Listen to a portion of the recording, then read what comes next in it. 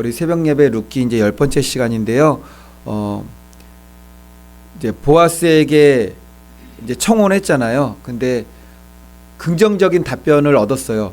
확정은 아닙니다. 왜냐면은 보아스 전에 기업물을 이제 친척이 하나 더 있었기 때문에 그렇습니다.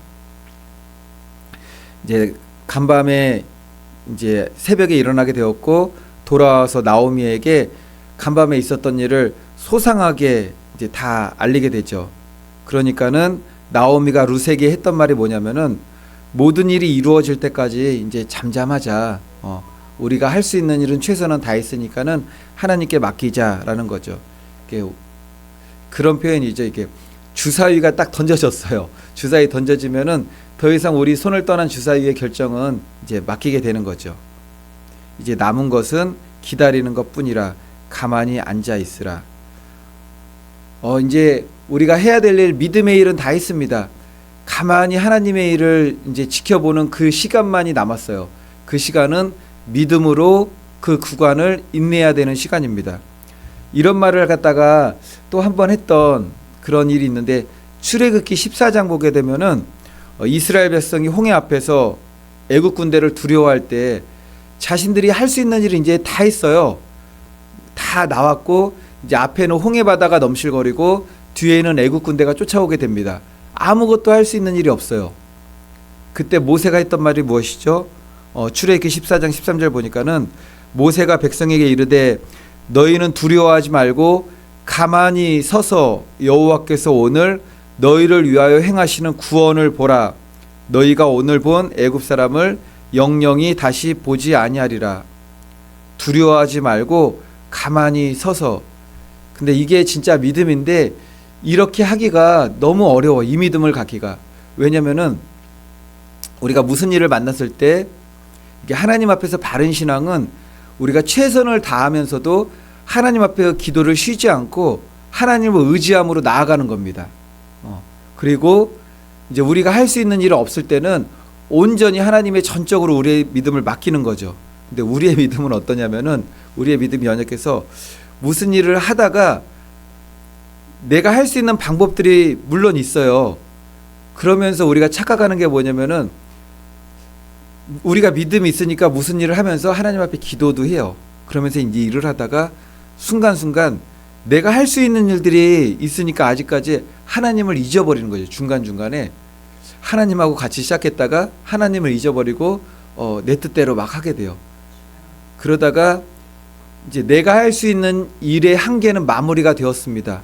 그러면 하나님 앞에 온전히 맡게 되는데 그때부터는 완전 불안해지기 시작하는 거예요. 내가 할 일이 없으니까는 불안해져요. 이게 믿음이 없을 때 그럽니다. 믿음이 있으면은 우리가 동행한다라는 것은 하나님께서 다 맡기고 나는 아무것도 안 하는 게 아니죠. 하나님께서 나에게 주신 은사가 있고 달란트가 있고 내가 감당해야 될 일이 있으니까는 그 일을 하면서 그 일을 맡겨주신 하나님을 의지하는 거예요. 이게 동행이죠. 그러다가 내가 할 수 있는 일에 대한 한계가 다 왔어요. 그때는 하나님 앞에 전적으로 맡겨야 됩니다. 이때 정말 더 필요한 게 믿음이죠. 근데 우리의 믿음은 믿음이 있노라 하면서도 내가 할 수 있는 일이 있어야 안 불안해요. 내가 할 수 있는 일이 없으면은 막 불안한 거죠. 근데 우리가 시험 볼 때 그런 거죠. 시험 볼 때는 최선 다해서 하나님 앞에 지혜를 구하고 공부를 한 다음에 이제 마지막 번호까지 딱 하고 답안지를 제출하고 나서는 정말 맡겨야 되는데 막 불안한 거죠. 이제 그러면 안 된다라는 겁니다. 근데 오늘 말씀 보니까는 나오미도 믿음의 사람들은 사건과 형편에 생기는 일들은 다르지만 믿음의 영적인 맥락, 믿음의 원리는 다 같아요. 하나님께 맡기고 나아가는 거죠. 이제 14절 말씀 한번 제가 읽겠습니다. 룻이 새벽까지 그의 발치에 누웠다가 사람이 서로 알아보기 어려울 때 일어났으니 보아스가 말하기를 여인이 타작마당에 들어온 것을 사람이 알지 못하여 할 것이라 하였음이라. 룻이 새벽까지 우리 시간으로 따지면은 사람이 알아보기 어려울 때 이제 일어나서 가야 돼요. 몇 시에 일어나면 될까요? 한 새벽 3시에서 4시 사이에 4시 반 전에는 이제 출발해야 될 것 같아요. 그러지 않으면 이제 알아보면은 룻이 왜 간밤에 보아스의 타작마당에서 나오는 거야?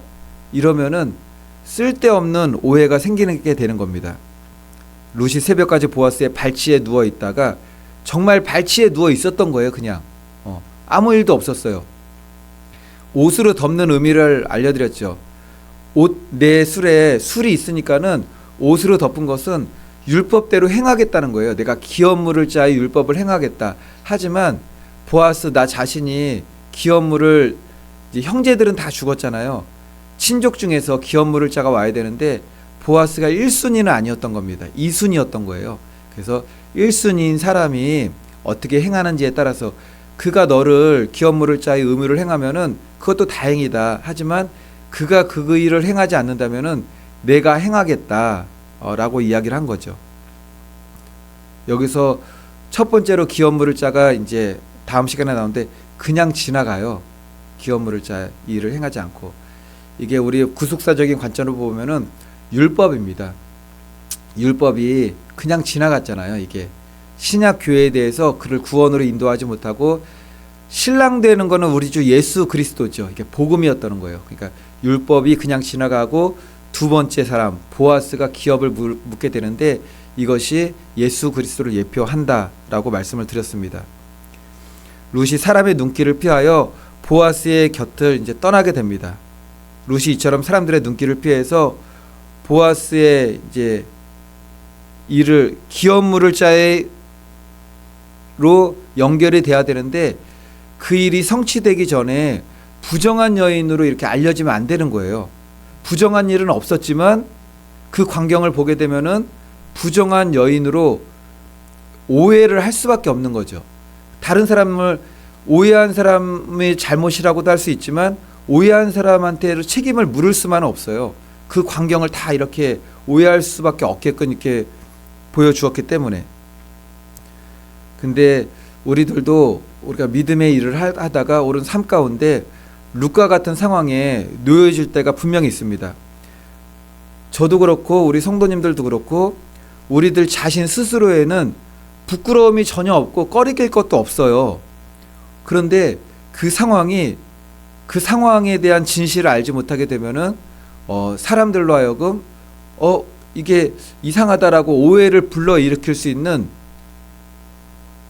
뭐 우리나라 속담에도 뭐 그런 거 있지 않습니까? 어디 밭에서는 뭐 신발끈도 매지 말고, 무슨 밭인가요 그게? 오이밭인가요? 참외밭인가요? 뭐 그러고 그런 걸 하면 안 된다라는 거죠. 이게 성도의 지혜와 신중함이 여기에 필요하다라는 겁니다. 그래서 보면은 이제 사도 바울은 할례를 받지 않아도 된다고 했어요. 이거 그때는 아주 큰 일이었습니다. 이게 할례를 다 받았잖아요. 할례를 받는 것이 하나님의 선택된 민족에 대한 표시였어요. 표시. 그래서 구약에서는 정말 할례를 그렇게 행했습니다. 그리고 육적으로 그렇게 표시를 내는 것이 하나님의 백성 안으로 들어올 때의 표시였고, 그리고 이방인들도 이스라엘 백성 안으로 들어올 수 있는 제도가 있었어요. 그 제도 중에 하나가 뭐냐면은 할례였죠. 할례를 받게 되면은 이스라엘 백성 안으로 편입시키게 되었어요. 사도 바울은 할례를 받지 않아도 된다고 하였습니다. 그런데 할례를 받는 것이나 할례를 받지 않는 것이나 구원받는 거에는 아무런 의미가 없어요. 그냥 우리의 구원은 예수 그리스도를 믿는 믿음으로 구원을 받는 겁니다. 그랬더니 사도 바울의 영적 아들 디모데가 있습니다. 디모데에게는 할례를 직접 시켜요. 왜 시켰느냐면은 디모데의 어머니가 유대인이고 아버지가 헬라인입니다. 근데 디모데를 데리고 이제 가야 돼요. 근데 유대인들이 다 말려요. 오해하라고 말리니까는 할례를 시켜요. 할례를 시킨다고 구원을 받지 않는 건 아닙니다. 구원을 못 받는 건 근데 할례를 왜 이제 하지 말라고 했느냐면은 우리의 믿음이라는 것이 예수 그리스도를 믿음으로 구원을 받는 거기 때문에 할례를 받는 것이나 받지 않는 것이나 아무런 이거는 유익이 없다. 어떠한 일도 끼치지 않는다. 그런데 할례를 받지 않게 되면은 복음 전파에 아주 막대한 장애물이 되니까는 할례를 받게 했던 거예요. 그때는 그냥. 이때는 믿음과 상관없이 덕을 위해서 이렇게 했던 거죠. 덕을 위해서. 혹은 믿음이 연약한 사람들의 믿음을 세워주기 위한 그 방편으로 그렇게 했던 겁니다. 그 말씀이 사도행전 16장 1절로 3절에 나오는데, 바울이 더베와 루스드라에도 이름에 거기 디모데라 하는 제자가 있으니 그의 어머니는 믿는 유대 여자요 아버지는 헬라인이라. 디모데는 루스드라와 이고니온에 있는 형제들에게 칭찬받는 자니 바울이 그를 데리고 떠나고자 할새 그 지역에 있는 유대인으로 말미암아 그를 데려다가 할례를 행하니 이는 그 사람이 그의 아버지는 헬라인인 줄 다 알미러라. 그러니까 덕을 세우려고 할례를 받게. 우리 같으면 사도 바울 같은 경우는 이게 나는 죽어도 할례 같은 거는 안 시켜. 예수님을 믿음으로 구원받는 거지 무슨 할례야. 그럴 것 같은데 믿음하고 상관이 없었던 거예요. 받든 안 받으나 상관이 없는데 안 받아도 되지만 덕을 위해서 이렇게 받게 하였다라는 겁니다. 고린도전서 10장 23절 말씀. 모든 것이 가하나 모든 것이 유익한 것이 아니요 모든 것이 가하나 모든 것이 덕을 세우는 것은 아니니 누구든지 자기의 유익을 구치 말고 남의 유익을 구하라. 이제 음식 문제에 대해서 사도 바울이 이야기한 적이 있어요. 고기는 먹을 수 있습니다. 고기는 먹을 수 있어요. 근데 사도 바울이 내가 너희들이 오해할 것 같으면 내가 영원토록 고기를 안 먹겠다라고 했어요. 그 말씀의 의미가 사도 바울 시대에 시장에서 파는 고기는 그게 일반 이게 도축업자들이 가축을 키우는 사람들이 가축을 길러서 시장에다 내다 파는 게 아니었어요. 그 전에 한번 들렸다 오는데 신전에 들렸다 와요. 신전에 들려가지고 신에게 제사를 드린 다음에 그 우상에게 드린 음식이죠. 그 다음에 이제 오게 되는 거예요. 근데 그 당시 사람들은 이 음식을 먹으면 안 되는데 그런 생각은 있었어요. 근데 그런 음식도 오고 그런 고기들도 시장에서 내다 팔기도 하고 많은 고기가 그렇게 팔렸습니다. 그리고 이제 가축을 키우는 사람들이 가축을 이제 또 팔기도 해 섞여 있었던 거예요. 섞여 있으니까는 이게 순전히 고기만 파는 사람들이 시장에 내다 판 건지 아니면 신전에다가 우상 제물을 판 건지 도무지 알 수가 없는 거예요. 근데 사실은 그러니까 사도 바울이 사람들이 보면은 사도 바울이 우상 제물에게 주었던 그 음식을 먹네. 그러니까 사도 바울이 그럴 것 같으면은 내가 고기를 먹지 않겠다. 왜냐하면 오해할 수도 있으니까. 믿음이 연약한 사람들을 위해서 배려하는 거죠. 이제 하나 더 말씀드리면은 제사 음식은 먹어도 됩니까? 먹으면 안 됩니까?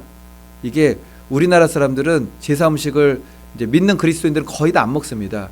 안 먹는데 성경은 그렇게 말씀 안 해요. 제사는 지내면 안 돼요. 이건 우상 숭배예요. 제사는 우상 숭배이기 때문에 드리면 안 됩니다. 절대로. 근데 제사 음식은 먹어도 제사 음식은 상관이 없어요. 우상에게 드리던 뭐에도 드리던 그거는 뭐 우상에게 드리면은 그 음식에 귀신이 들어 그런 거 우상에게 드리던 말든 제사 음식이든 상관이 없어요. 그냥 기도하고 먹으면 되는데 그럼에도 믿는 그리스도인들은 먹지 않는 게 좋아요. 왜냐면은 덕을 위해서 그런 겁니다. 제사상에 앉아가지고 아무 상관없어요. 그냥 아무 상관없어요. 우상에게 절하지 않고 제사 드리지 않으면은 음식은 상관이 없지만 음식을 먹게 되면은 우상에게 혹시 절한 거 아니야? 우상 숭배하는 거 아니야? 그런 오해가 있으니까는 모든 것이 가하나 모든 것이 유익하지 않기 때문에 멀리하는 겁니다. 그러니까는 아무런 영향이 없으면은 그래서 성경에서 음식을 제사 드린 음식을 누가 가져왔어요. 이웃에서 이거 어떤 음식이에요?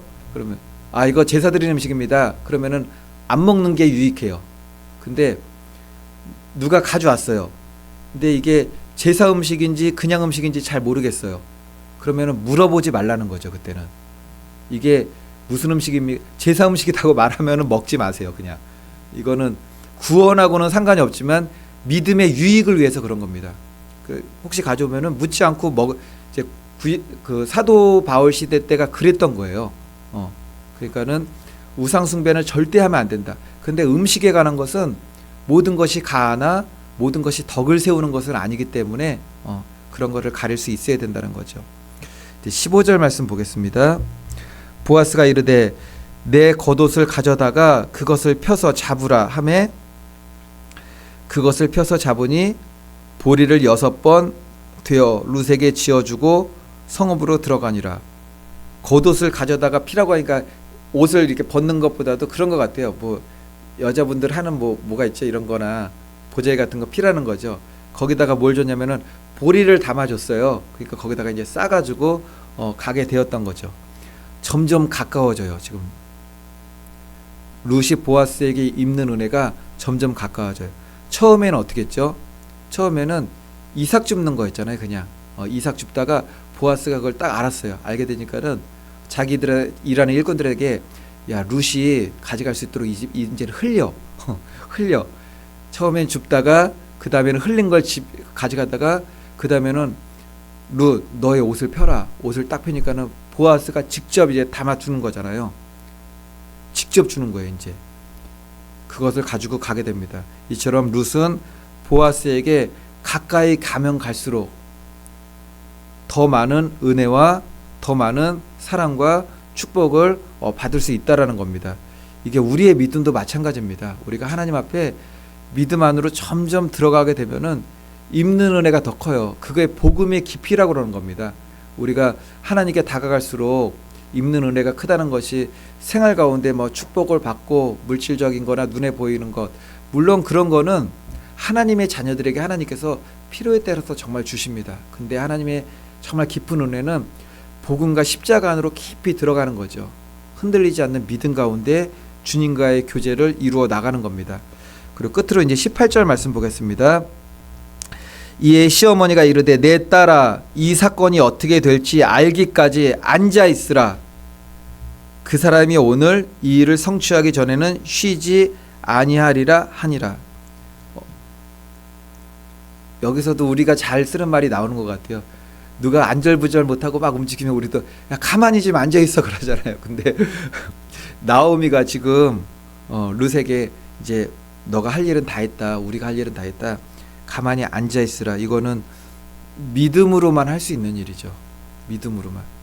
근데 우리는 앉아 있는데 우리 주님은 일하세요. 우리는 기도하고 있지만 주님이 일하세요. 그래서 우리는 기도할 수 있는 겁니다. 기도하는 거는 내가 무슨 일을 직접적으로 하는 건 아니잖아요. 하나님을 의지함으로 그 시간 하나님 앞에 기도하는 거잖아요. 능력을 구하는 거잖아요. 근데 나오미의 말이 은혜가 되는 거죠. 앉아 있으라. 그 사람이 보아스를 말하는 거지만 예수 그리스도를 예표하기도 합니다. 그 성령님을 예표할 수도 있겠죠. 오늘 이 일을 성취하기 전에는 쉬지 아니하리라 하니라. 우리가 하나님 앞에 기도했던 것들, 하나님 앞에 우리가 최선을 다했던 것들, 이제 우리는 다 끝나고 믿음으로 하나님께 드리며 기도합니다. 하지만 그 일이 성취가 있기까지는 우리 주님은 쉬지 않고 일하시는 거죠. 하나님은 쉬지 않고 일하시는 분이십니다. 항상 이렇게 항상 24시간 일하시는 분이죠. 일하시는 분. 전지전능한 하나님이세요. 내일만 하시는 것이 아니라 전 세계 모든 세계 인구의 일을 다 하고 계시는 거죠. 전지전능한 하나님이십니다. 성취하기 전에는 쉬지 아니하리라. 이걸 믿는 게 믿음인 거죠. 바라기는 저와 성도님들 모두 빌립보서 4장 6절로 7절입니다. 아무것도 염려하지 말고 오직 모든 일에 기도와 간구로 너희 구할 것을 감사함으로 하나님께 아뢰라. 그리하면 모든 지각에 뛰어난 하나님의 평강이 그리스도 예수 안에서 너희 마음과 생각을 지키시리라. 우리가 지켜야 될 거는 마음과 생각이에요. 마음과 생각. 이게 마음과 생각이 막 염려, 고민, 뭐 괴로움 그런 걸로 마음과 생각이 흔들리지 않도록, 삶이 무너지는 것 같아도 마음과 생각이 하나님 앞에 붙잡혀 있으면은 결국 하나님께서 일으키시는 거죠. 하나님의 평강이 그리스도 예수 안에서 너희 마음과 생각을 지키시리라. 이걸 믿으시고 하나님의 평강이 내 심령 가운데 떠나지 않기를 기도하시고 하나님의 평강을 믿음으로 붙잡으시는 우리 성도님들 되시기를 예수님의 이름으로 축원을 드리겠습니다.